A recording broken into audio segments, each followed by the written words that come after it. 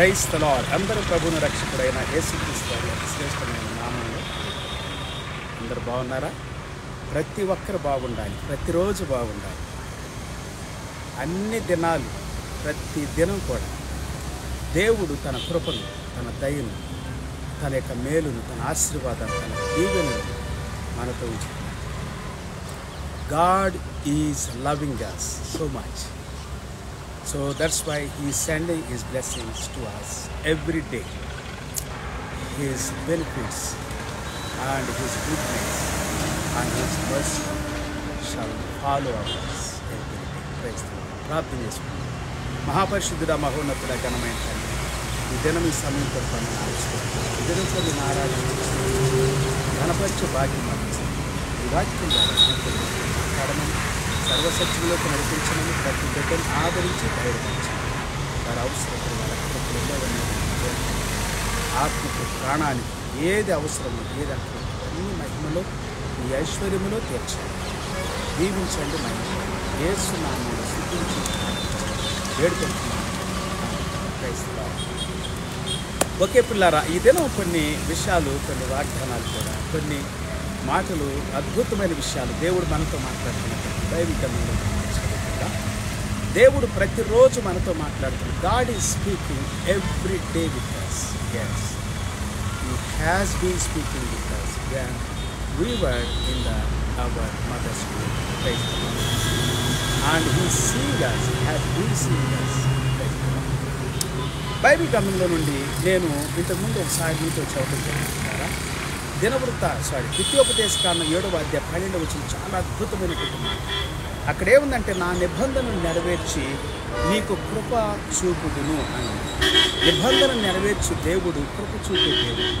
యేసుక్రీస్తునందు మన నిబంధన ఏంటంటే, మత్తయి సువార్త 26వ అధ్యాయం 27, 28 వచనాలు మనం చదువుకుంటే అక్కడ యేసుక్రీస్తు మాట ఏంటంటే, పాపముల యొక్క ప్రాయశ్చిత్తార్థమై చిందించబడుతున్న నా నిబంధన రక్తం.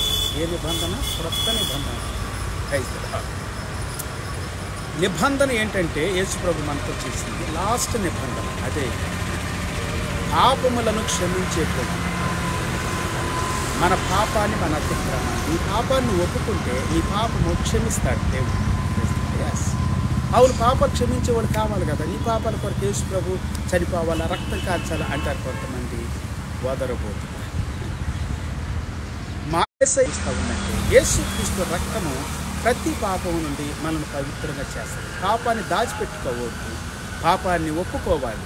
ఎవరైతే పాపాన్ని ఒప్పుకొని విడిచిపెడతాడో అతడు ధన్యుడవుతాడు, అతడు దీవించబడతాడు, అతడు స్వస్థపరచబడతాడు, అతడు క్షమించబడతాడు. Praise the lord. నీ పాపాన్ని నువ్వు ఒప్పుకుంటే క్షమించబడతావు. పాపాన్ని కప్పుకుంటే నువ్వు చాలా భయంకరమైనటువంటి శాపానికి నీ జీవితం అధోగతి కాదు. దేవునికి మరుగైంది ఏది లేదు. దేవుడు చూడని పాపం అంటూ లేదు. అన్నీ చూస్తాడు. నీ రహస్య పాపాలు చీకట్లో చేసి, మనుషులకు తెలియదుగా చాటు మాటు స్థలాల్లో చేసి, ఎవ్వరు చూడలేదు అనుకోండి, తలుపులు మూసుకొని చేసి, రహస్య స్థలాల్లో, స్థావరాల్లో, మరుగు చోటుల్లో ఎక్కడెక్కడైతే పాపం చేసి ఆ పాపం అంతా బయలుపరచాలి, వెలుగులో తీసుకోవాలి. నువ్వు క్షమించమని ప్రభువుని అడిగితే అప్పుడు అది క్షమించాలి.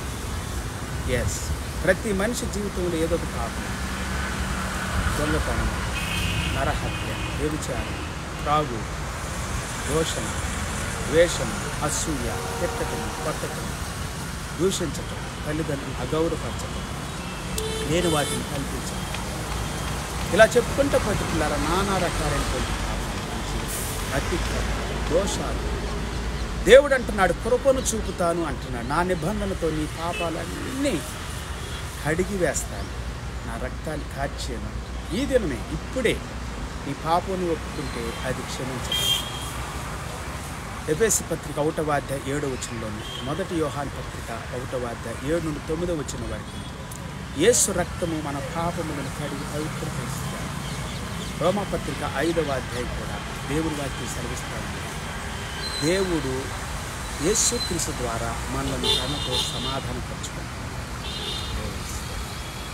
ఆయన రక్తము చాలా పవిత్రమైంది, విలువైంది, శ్రేష్టమైంది అని అపోస్తలుడైన పేతురు, పౌలు, యోహాను వీళ్ళందరూ కూడా అధికంగా ప్రకటించారు.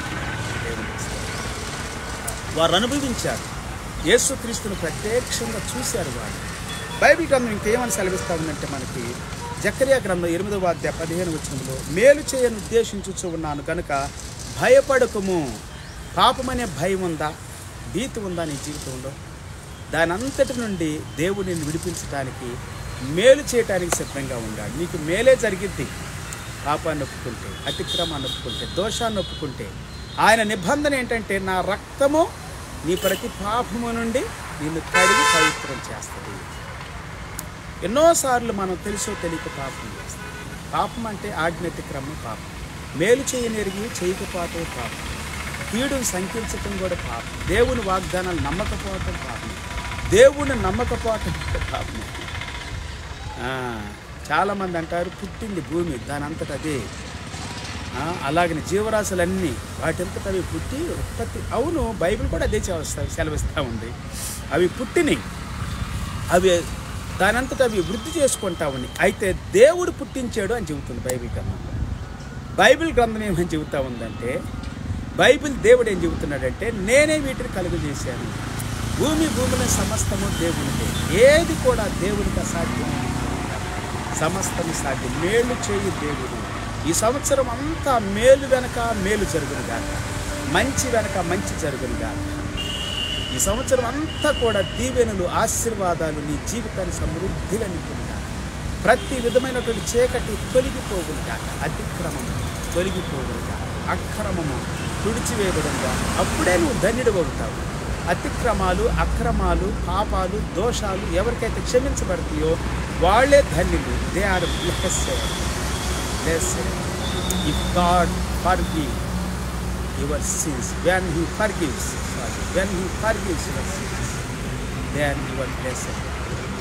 ఇంకొక మాట సెలవిస్తూ ఉంది యోవేలు గ్రంథం 2వ అధ్యాయం 24వ వచనం. Joel chapter 2 verse 24. నీ కొట్లు ధాన్యముతో నిండును, నీ ద్రాక్షారసమును క్రొత్త తైలమును పొర్లిపారును. క్రొత్త ద్రాక్షారసమును క్రొత్త తైలము పొర్లిపారిద్దంట. నీ కొట్లని ఎట్లా నింపుతాడంటే ధాన్యంతో నింపుతాడు. ఈ సంవత్సరం అంతా నీ భూమి సమృద్ధిగా పండిద్ది. నీ ఉద్యోగంలో ఉన్నటువంటి చీకులు, చిరాకులు, అడ్డులు, ఆటంకాలు, వ్యతిరేకతలు, ఇంకా భారం అంతా తొలగిపోయింది.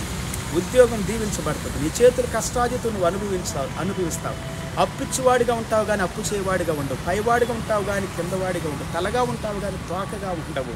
నువ్వెన్నడూ కూడా నీవు కృంగిపోవు, కృషించిపోవు. ఎప్పుడు వాక్యం సెలవిస్తూ ఉంది. ద్వితీయోపదేశకాండం 28వ అధ్యాయము 1వ వచనం దగ్గర నుండి 14-15 వచనాల వరకు మీరు చదువుకుంటే, మొదటి వచనం చెబుతూ ఉంది, శ్రద్ధగా వినాలి దేవుని మాట, విని దాని ప్రకారం చెయ్యాలి. దేవుని వాక్యం మనం హృదయంలో ఉండాలని ద్వితీయోపదేశకాండం 6వ అధ్యాయం 5-6 వచనాలు సెలవిస్తామని. వాటి గురించి మాట్లాడాలి. పిల్లలతో మాట్లాడాలి, తల్లిదండ్రులు పిల్లలతో మాట్లాడాలి, తల్లిదండ్రులు పిల్లలతో మాట్లాడాలి. వాళ్ళు శిక్షణ పొందకపోతే స్నేహితులతో మాట్లాడాలి, ఇరుగు పొరుగు వారితో మాట్లాడాలి, అన్నదమ్ములు, అక్క చెల్లెళ్ళు, బంధువులు, రక్త సంబంధులు అందరితో మాట్లాడుతూనే ఉండాలి దేవుని వాక్యం. You must keep on talking the word of God with your relatives, blood line people, and also friends, and also neighbors, all the people.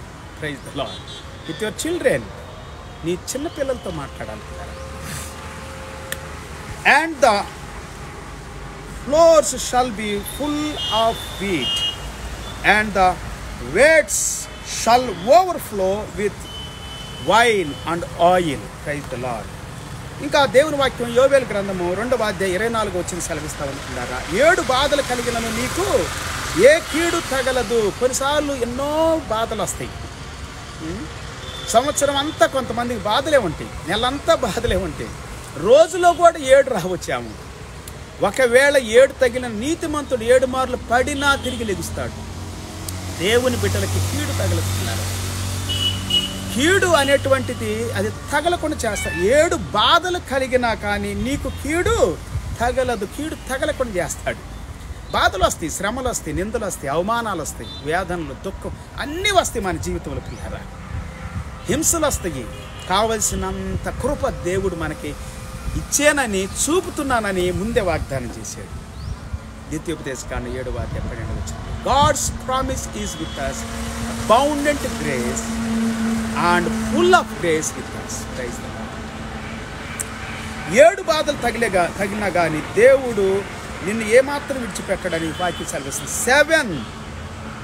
7 there shall no evil touch thee. Hallelujah.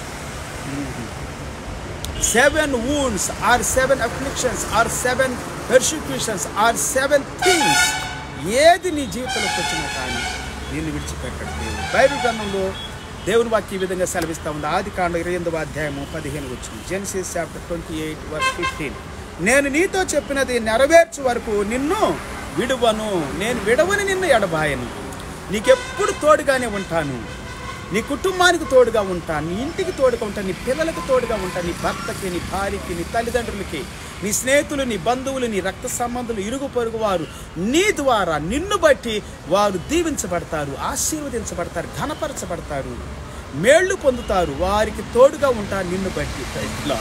నీ ద్వారా వారికి తోడుగా ఉంటాను. దేవుని నమ్మిన బిడ్డలు విడిచిపెట్టగలడు, విడవడు. అబ్రహాముతో దేవుడు చేసిన వాగ్దానం కావచ్చు, ఇస్సాకుతో చేసిన వాగ్దానం కావచ్చు, యాకోబుతో చేసిన వాగ్దానం కావచ్చు, ఇశ్రాయేలీలతో చేసిన వాగ్దానం నాటి నుండి నేటి వరకు 400 సంవత్సరాల పైగా ఆ కుటుంబాన్ని కాపాడుతూనే ఉన్నాడు. అబ్రహాం కుటుంబాన్ని నేటికి కూడా ఇశ్రాయేల్ దేశంలో నీ కుటుంబాన్ని, నీ పిల్లల్ని కాపాడుతాడు, పోషిస్తాడు, పిల్లలు విడిపిస్తాడు, దయ చూపుతాడు, హెచ్చిస్తాడు, ఆశీర్వదిస్తాడు, కావలసినంత కృపను చూపుతాడు. ప్రార్థించండి, స్తుతించండి, ప్రభువుని నమ్మండి. దేవుని వాక్యం సెలవిస్తూ ఉంది ఇంకా అద్భుతమైన విషయాలు. మొదటి దినవృత్తాంతాలు 17:10 నీ పగవారినందరిని నేను అణిచివేసేదును. ఫస్ట్ క్రానికల్స్ చాప్టర్ 17:10 నేను నీ పగవారినందరిని I will subdue all thine are your enemies. Praise the Lord. Furthermore అందరిని అణిచివేస్తాను, ప్రతి ఒక్కరిని అణిచివేస్తాను, నీ మీదకి లెగవకుండా. మాటికి హాని చేస్తూ ఉంటారు, లెగుస్తూ ఉంటారు శత్రువులు, విరోధులు, వ్యతిరేకులు, మాట్లాడటానికి, చెయ్యెత్తటానికి, కాలెత్తటానికి. నో, ఒక్క చెయ్యి ఒక్క కాలు కూడా నీపైకి లెగవటానికి వీలు లేదన్నాడు యోసేపుతో. చూసావా రాజు? దేవుడు సెలవిస్తూ ఉన్నాడు పిల్లరా, దేవుడు మాట్లాడుతూ ఉన్నాడు, యోసేపుకి తోడుగా ఉన్నాడు.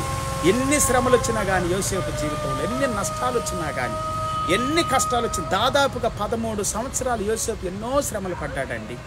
ఎంతో బాధపడ్డాడు, ఎంతో హింసపడ్డాడు, అవమానించబడ్డాడు, బానిసలుగా ఉన్నాడు, చెరలో వేయబడ్డాడు, చేయని తప్పుకి శిక్ష అనుభవించాడు. కానీ దేవుని వాక్యం సెలవిస్తూ ఉంది, ఈజిప్ట్ దేశానికంట రాజు తర్వాత రాజు అంతటి వాడు, ప్రధానమంత్రి. ప్రయత్నాడు నాది సింహాసనం మాత్రమే యోసేపు, కానీ అధికారం అంతా నీదే, ప్రజలంతా నీ వాళ్ళే, ప్రపంచం అంతా నీదే, ఇక అధికారం అంతా కూడా అందరికీ ఆహారాన్ని పంచేవాడుగా దేవుడు దీవించాడు. నిన్ను కూడా దీవిస్తాడు, నీ కుటుంబాన్ని, మీ కుటుంబాన్ని, మీ జీవితాన్ని దీవిస్తానని దేవుడు సెలవిస్తూ ఉన్నాడు. పగవారిని అందరినీ అణిచివేస్తాడు దేవుడు. నేను అణిచివేస్తాను అంటున్నాడు. ఎంతమంది అన్నదమ్ములే పగోళ్ళు కదా యోసేపుకి, అందరూ పగోళ్ళు అయిపోయారు భూమి మీద, ఒక్కడు లేరు. ఒకే ఒక్కడు రాజు ద్వారా దేవుడు అద్భుతాలు చేశాడు, రాజుతో మాట్లాడాడు దేవుడు. ఆమేన్.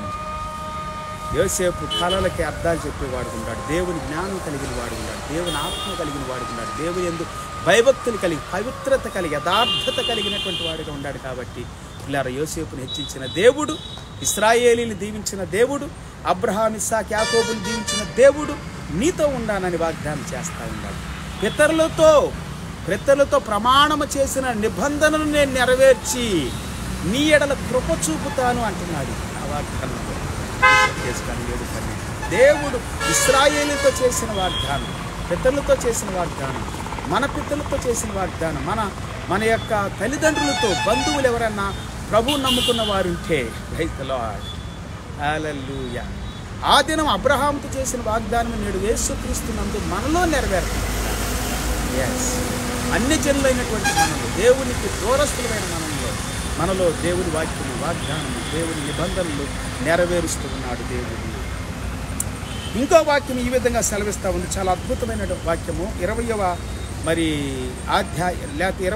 కీర్తన 4వ వచనం. సామ్స్ 20:4 అద్భుతమైనటువంటి మాట ఈ విధంగా సెలవు.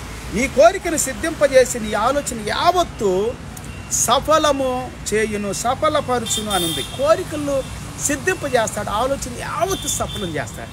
మీ కోరికలు మీ ఆశలు సిద్ధించునుగాక, సఫలమగునుగాక. అతడు చేయనదంతయు సఫలమగును.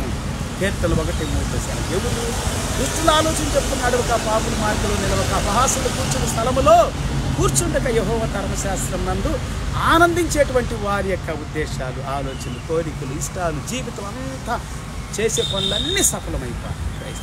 All the works grant thee according to thine own heart and fulfill all thy counsel. Psalms 20:4. చాలా అద్భుతమైనటువంటి మాటలు దేవుని వాక్యం చదివిస్తూ ఉంటున్నారు. ద్వితీయోపదేశకాండం 28:7. ద్వితీయోపదేశకాండం 28:7. నీ మీద పడు నీ శత్రువులు వారొక త్రోవను వచ్చి 7 త్రోవలని ఎదుటి పారిపోతారు. మీ జీవితంలో మీకు విరోధంగా లేచిన ప్రతి శత్రువు దండిగా వచ్చినటువంటి వారు, లేకపోతే ముక్కుమ్మడిగా వచ్చినటువంటి వారు, లేకపోతే ఒకే ఒక మాట మీద వచ్చినటువంటి వారు మిమ్మల్ని పాడు చేయాలని, పతనం చేయాలని, నాశనం చేయాలని కుట్ర పనిన ప్రతి ఒక్కరు. అవునండి, ఎంతోమంది ఏకమైపోతారు తెలుసా. మన పాడు చేసే సమయానికి వాళ్ళు ప్లాన్ చేయాలనుకున్న ప్లాన్లో మనల్ని ఇరికించాలని ఆ సమయాన్ని కొరకు ఎదురు చూస్తారు, పొంచి ఉంటారు. ఏ విధంగానైతే గుంట నక్కలు పొంచి ఉంటాయి, తోడేళ్ళు పొంచి ఉంటాయి, కుక్కలు పంచి ఉంటాయి. కుక్కలు, నీచమైన కుక్కలు ఎంతోమంది ఉంటాయి. అరుస్తీ కుక్కలు గల్లీల్లోకి వెళ్తే సువార్త చెబుతాను, ఇంటి మీదకి వచ్చి అరుస్తీ కొన్నిసార్లు కొన్ని కుక్కలు. జాగ్రత్త, కుక్కలతో జాగ్రత్తగా ఉండాలి. అయినా దేవుడు అంటున్నాడు, 7 త్రోవల్లో గుండా పారిపోయేటట్లు చేస్తాను వాళ్ళని. నీతో కలహించు వారిని నీ వెదకుదువు కానీ వారిని కనుగొనలేకపోదువు. వారి యొక్క ఆనవాళ్ళే కనపడదంటండి. వా, అద్భుతమైన మాట కాదు ఇది కూడా. యెషయా గ్రంథం 41:12. Isaiah chapter 41:12. నీతో కలహించు వారిని వెదకుదువు కానీ వారిని కనుగొనలేవు అని దేవుని వాక్యం సెలవిస్తా ఉంది. హోషేయ యెహోషువ గ్రంథం 1:5 చెబుతుంది, నేను మోషేకి తోడై ఉన్నట్లుగా నీకును తోడై ఉందును అని అంటున్నాడు. దేవుడు తన జనులకు తోడైనట్లుగా, తల్లిదండ్రులు తోడైనట్లుగా, బంధువులు తోడైనట్లుగా, దేవుని నమ్మిన బిడ్డలందరికీ తోడైనట్లుగా నీకు తోడై ఉంటాడు. నీ నాయకుడికి తోడైనట్లుగా, నీ సేవకుడికి తోడైనట్లుగా, నీ తండ్రికి తోడైనట్లుగా. కొంతమంది సేవకులు తమ తల్లిదండ్రులు కోల్పోతాడు, బాధలు దుఃఖంలో ఉంటారు. సేవ, పరిచర్య, కుటుంబ వ్యవస్థ ఎట్లాగా ఏంటి అనేటువంటి నిరుత్సాహంలో ఉంటారు, అయోమయ స్థితిలో ఉంటారు. దేవుడు నీ తండ్రికి తల్లికి తోడైనట్లుగా నీకు తోడై ఉంటాడు, నీ కుటుంబానికి తోడై ఉంటాడు, నీ ఇంటికి తోడై ఉంటాడు. కొంతమంది తల్లిదండ్రులు చనిపోయి అనాథులైపోతారు, దిక్కులేని వాళ్ళు అయిపోతారు. తినటానికి తిండి ఉండదు, ఉండటానికి ఇల్లు ఉండదు. ఎంతోమంది అభాగ్యులుగా ఉంటారు. వారికి దేవుడు తోడై ఉంటానని సెలవిస్తూ ఉంటాడు. వావ్. జకర్యా గ్రంథం 9:12. రెండంతలుగా నీకు మేలు చేసేదనని నేడు నేను నీకు తెలియజేస్తూ ఉన్నాను. జకర్యా చాప్టర్ 9:12. నేను నీకు తోడై ఉంటాను. Praise the Lord. Turn you to the stronghold. Praise the Lord. Hallelujah. నీవు కన్నీళ్లు విడుచుట చూచి తిని నీ ప్రార్థన అంగీకరించున్నాను. నేను నిన్ను బాగు చేసేదను. 2 రాజుల గ్రంథము 20:5. 2 Kings చాప్టర్ 20:5. నీ కన్నీళ్లు చూస్తున్నాడు, నీ వేదన చూస్తున్నాడు, నీ దుఃఖం చూస్తున్నాడు. పిల్లరా, నీలో ఉన్నటువంటి ప్రతి విధమైనటువంటి దిగులు, నిరుత్సాహం, కృంగిపోయిన స్థితి చూస్తున్నాడు. చేత కాదు, ఏం చేయలేను అనేటువంటి పరిస్థితుల్లో, విరక్తి చెందిన స్థితిలో ఇక I want to give away my life, give up my life అనుకుంటారు. నేను చనిపోతాను, ఇక బ్రతకను, వద్దు ఈ బ్రతకను. కానీ నాకు ఈ సహోదరి దేవుడు నేను చూస్తున్నాను. దేవుడు నేను ఆదుకుంటాడు. తన యొక్క దక్షిణ హస్తం ఆయన నీ యొక్క అప్పుల బాధ అంతటి నుండి విడిపిస్తాడు. ఎస్, అప్పుల్లో ఉన్నారా, బాధలో ఉన్నారా, దేవుడు విడిపిస్తాడు. ప్రార్థించండి, నమ్మండి, స్తుతించండి, ఆరాధించండి. ఇలా చెప్పుకుంటూ పోతే ఎన్నో వాగ్దానాలు పిల్లారా, ఎన్నో వాగ్దానాలు. ద్వితీయోపదేశ కాండంలో 4:31 నిన్ను చెయ్యి విడవను, నిన్ను నాశనము చేయను అని అంటూ ఉన్నాడు. జఫన్యా 3:15 ఇక మీదట నీకు అపాయమో సంభవించదు అని అంటూ ఉన్నాడు. హెబ్రీ పత్రిక 6:14 నిశ్చయముగా నేను నిన్ను విస్తరింపజేస్తును అని అంటున్నాడు. యోబు గ్రంథం 36:16 ఇరుకు లేని విశాల స్థలమునకు నిన్ను తోడుకొని పోవుదు అని అంటూ ఉన్నాడు. హల్లెలూయా, ప్రైజ్ ది లార్డ్. నిర్గమకాండం 9:16 నా బలమును నీకు చూపునట్లు భూలోకమంతటా నా నామము ప్రచురము చేయునట్లును, నా బలాన్ని చూపునట్లుగాను నా నామాన్ని ప్రచురం చేయటానికి భూమి అంతా కూడా. ఇందుకే నేను నిన్ను నేను నియమించింది ఎందుకే నిన్ను విడిచిపెట్టను, భూలోకం అంతా తిప్పుతాను. ఒకప్పుడు నేను నా మైండ్ పాడైపోయి పిచ్చోడ్లాగా నా ఇల్లు, నా తల్లిదండ్రులు అందరిని విడిచిపెట్టి, బంధువులు అందరిని విడిచిపెట్టి రోడ్ల మీద తిరిగి అరుగుల మీద పనుకునేవాడు, రైల్వే స్టేషన్లో పనుకునేవాడు, బస్ స్టాండ్లో పనుకునేవాడు, రోడ్ల మీద పడేసిన అన్నం ఏరుకొని పడుకుంటున్నాడు. పందులతో కుక్కలతో పెళ్ళిళ్ళ దగ్గర ఇసి పారేసిన విస్తరాకుల దగ్గర అవి కొట్టుకొని తింటుంటే వాటితో కలబడి నన్ను బాగు చేసి స్వస్థపరిచాడు, దీవించాడు, ప్రపంచం అంతా సువార్త ప్రకటించడానికి నడిపిస్తున్నాడు. ఆయన కృప నిన్ను విడిచిపెట్టదు, ఆయన దయాన్ని మిమ్మల్ని విడిచిపెట్టదు. మిమ్మల్ని ఎత్తుకుంటాడు, బలపరుస్తాడు, దీవిస్తాడు, ఆశీర్వదిస్తాడు, కృప చూపుతాడు, సమృద్ధి కృప చూపుతాడు, అధికమైన కృప చూపుతాడు, విస్తారమైన కృప చూపుతాడు. భయపడకండి, అధైర్యపడకండి, కృంగిపోకండి, నలిగిపోకండి, వేసారిపోకండి, విసుగు చెందకండి, విరక్తిని రాని బుద్ధి దగ్గరికి, ప్రభువు దగ్గరికి రండి, ప్రభువుతో మాట్లాడండి, ఆదరిస్తాడు, పరిగెత్తేటట్లు చేస్తాడు, పోరాడేటట్లు చేస్తాడు, జయ జీవితాన్ని ఇస్తాడు. హల్లెలూయా, అధికమైనటువంటి విజయాన్ని ఇస్తాడు. అందుకే ఆయన రక్తాన్ని కార్చాడు, రక్తముతో నిబంధన చేశాడు. ఆయన నిబంధన ఎన్నడూ తొలగిపోదు, ఆయన రక్తము ఎన్నడూ మనల్ని త్రోసివేయదు. రైతులారా, రక్తముతో కడుగుతాడు శుభ్రంగా, పాపాలన్నిటి నుండి కడిగేస్తాడు, బలపరుస్తాడు. అట్టి కృప సమృద్ధిగా మీకు తోడే ప్రార్థన. మహాపరిశుద్ధుడా, మేము విన్న ప్రతి మాట ఈ దినం మా హృదయాలలో, మా జీవితాలలో గొప్ప ఫలితాలకి కారణం ఉన్నది. మా మనస్సు, మా హృదయము, మా ఆత్మ బలపరచబడి, ధైర్యపరచబడి, ప్రోత్సహించబడిన మా దేహము శుభ్రంగా, నీట్గా, ప్రభువా, క్లియర్గా ఉండటానికి, బలముతో, శక్తితో, ఆరోగ్యంతో ఉండటానికి దీవించబడిన మేము ఆత్మలో వర్ధిల్లుచున్న కొలత అన్ని విషయాల్లో వర్ధిల్లుతుంగాక, నిన్ను నమ్ముకుందుంగాక, నీ మార్గములో నడుచుతుంగాక. దేవా, నీ కొరకే జీవించుతుంగాక, ఎదురు చూచుతుంగాక. దేవా, నీ మార్గాలలో ప్రభా నిత్యము ప్రభా సుఖములు ఉన్నాయి తండ్రి.